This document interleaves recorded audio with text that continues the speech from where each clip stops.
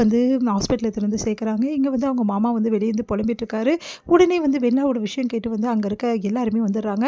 இந்த மாதிரி விஜய் வந்து வெண்ணா விரும்பினதால தான் இந்த மாதிரி தவறான முடிவுக்கு போயிட்டாங்க அப்படின்னு சொல்லிட்டு அவங்க மாமா வச்சு சொல்ல வச்சுறாரு பசுபதி. அவங்க மாமாவும் வந்து அழுதுகிட்டே வந்து சொல்கிறாரு வேறு வழி இல்லாமல். அடுத்து வந்து இந்த நியூஸ் எல்லா இடத்துலையும் பரவுது. விஜய்க்கு இந்த நியூஸை வந்து அவங்க ஆஃபீஸில் ஃபோன் பண்ணி சொல்கிறாங்க. அதை கேட்டு விஜய் அதிர்ச்சி அடைகிறாரு. உடனே விஜய் என்ன பண்ணுறாரு, நேராக வந்து ஹாஸ்பிட்டலுக்கு போகிறாரு. என்ன ஆச்சுன்னு சொல்லிட்டு கேட்குறாரு. அவங்க மாமா வந்து அப்படி சொல்ல வராரு. உடனே வந்து அவங்க மாமா வேறு வழி இல்லாமல் அமைதியாக இருக்காரு.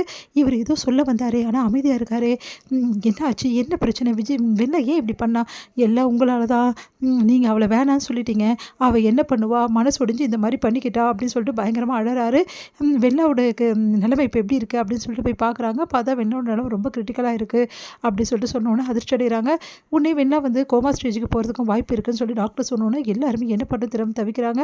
இங்கே வந்து எல்லாத்துக்கும் காரணம் இவர் தான். இவர் வந்து ரொம்ப நல்லவர் மாதிரி நடிக்கிட்டா நல்லவர் ஆகிடாரா அப்படின்னு சொல்லிட்டு இந்த பசுபதி பேசுகிறாரு. பசுபதி பார்த்து அதிர்ச்சி அடைகிறாரு. உடனே வந்து இந்த ஆள் தான் ஏதோ பண்ணியிருக்கணும், எனக்கு நல்லாவே தெரியும், யோ சொல்லியா வெண்ணிலா நீ என்ன பண்ண சொல்லு அப்படின்னு சொல்லிட்டு பசுபதியை பார்த்து சட்டையை பிடிச்சி கேட்குறா. ஐயோ இங்கே பாரியா, மரியாதையை சொல்லிடு அப்படின்னு. என்ன ஏன் மேலே கை வைக்கிறியா, எட்ரா கையை, அவ்வளோதான் உனக்கு மரியாதை.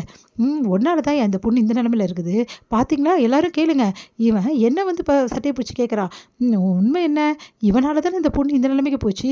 அதை வந்து பேசாமல் இவன் மேலே கேஸை போட்டு ஃபைல் பண்ணணும். இங்கே பாருங்கள், இவனை விடவே விடாதீங்க, இவனால தான் இந்த பொண்ணு இந்த நிலைமைக்கு இருக்கா அப்படின்னு சொல்லிட்டு வேணும்னே வந்து மீடியா முன்னாடி டிஸ்ட் பண்ணி விடுறாரு. இதனால் விஜய் செமையாக டென்ஷன் ஆகிறாரு. விஜய் வந்து நேராக வெண்ணிலாவோட மாமா கிட்ட வந்து கேட்குறாரு.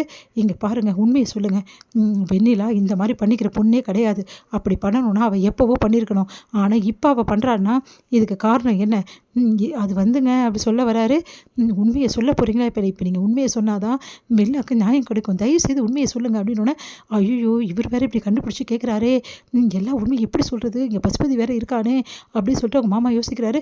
அதெல்லாம் இல்லை விஜய், நீங்கள் பண்ணதால தான், நீங்கள் வேணாம்னு சொன்னீங்க, அதனால் என் மருமக தவறான முடிவுக்கு போயிட்டா, என் மருமக இந்த நிலைமைக்கு காரணம் நீங்கள் தான், இப்போ நீங்களே வந்து கேட்குறீங்களே அப்படின்னு சொல்லிட்டு அழறாரு.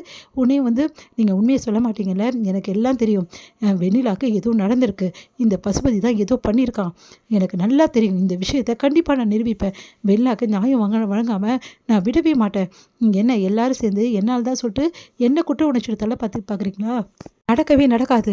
உங்கள் எல்லாருக்கும் முடிவு கட்டுறேன். இங்கே பாருங்கள், நீங்கள் உண்மையை கண்டிப்பாக சொல்லுவீங்க, அந்த நம்பிக்கை எனக்கு இருக்குது, நான் அப்புறம் பேசிக்கிறேன் உங்ககிட்ட அப்படின்னு சொல்லிட்டு செமையாக டென்ஷன் ஆகிறாரு. இதை பார்த்துட்டு ஐயோ இந்த விஜய் எல்லாத்தையும் கண்டுபிடிச்சிட்டானே, இப்போ என்ன பண்ணுறது அப்படின்னு சொல்லிட்டு பசுபதி கிட்ட கேட்குறாரு நம்பிராஜன். இங்கே பாருங்கள், என்ன நடந்தாலும் சரி வாயை மட்டும் திறக்கவே கூடாது, அப்படி திறந்தீங்க இருக்குன்னு சொன்ன மாதிரி தான், ஊரில் யாரும் ஒருத்தர் கூட இருக்க மாட்டாங்க இந்த உலகத்தில், என்னை பற்றி தெரியும்ல அப்படின்னோடனே, சரிங்க நான் எதுவும் சொல்லலை, ஆனால் என்னோட வெண்ணாவோட உயிரை மட்டும் கொஞ்சம் காப்பாற்றிடுங்க. எங்கப்பா காப்பாற்றுறது, அவளே அந்த நிலைமையில் இருக்கா, பார்ப்போம் அப்படின்றாரு. ஐயோ வெண்ணிலா அப்படின்னு சொல்லிட்டு அழறாரு. இங்கே வந்து எல்லா இடத்துலையும் நியூஸ் பரவிட்டு இருக்கிறதால நம்ம வந்து காவேரியோட வீட்டுக்கும் வந்து இந்த நியூஸ் வந்து டிவியில் பார்க்குறாங்க. அதை பார்த்து அதிர்ச்சி அடைகிறாங்க. என்னடி இது, இந்த பொண்ணு இப்படி பண்ணியிருக்கா அப்படின்னு பயங்கரமாக அதிர்ச்சி அடைகிறாங்க. என்ன பண்ண தெரியல, காவேரிக்குலாம் ரொம்ப அழுகையாக இருக்குது காவேரிக்கு. ஏய் காவேரி நீ ஏன்டி அழுகுற, இல்லை பாவம் வெண்ணிலா இந்த மாதிரி ஆயிடுச்சே, யார் இப்படிலாம் பண்ணியிருப்பாங்க, ஒருவேளை அந்த பொண்ணு ஏன்டி இந்த மாதிரி தவறான முடிவுக்கெலாம் போகிறா, அந்தளவு அடி இல்லை, வெண்ணிலா தவறான முடிவுக்கு போக சான்ஸே கிடையாது, அவள் எவ்வளோ தில்லா பேசினான்னு எனக்கு தான் தெரியும், அவள் இப்படி பண்ணிக்க சான்ஸே இல்லை, இதில் ஏதோ நடந்திருக்குன்னு சொல்லிட்டு காவேரி யோசிக்கிறாங்க. இங்கே வந்து இப்போ என்னடி பண்ணுறது, நீ எங்கேயும் போவேனா காவேரி, ஏற்கனவே உன்னை எல்லாரும் வறுத்தெடுப்பாங்க, இதில் வெளியே போனீங்கன்னா உனக்கு கேள்வி மேலே கேள்வி கேட்பேன், இல்லை நான் போய் தான் தீரணும், நான் வந்து கண்டிப்பாக போவேன் அப்படின்னு சொல்லிட்டு கிளம்புறாங்க.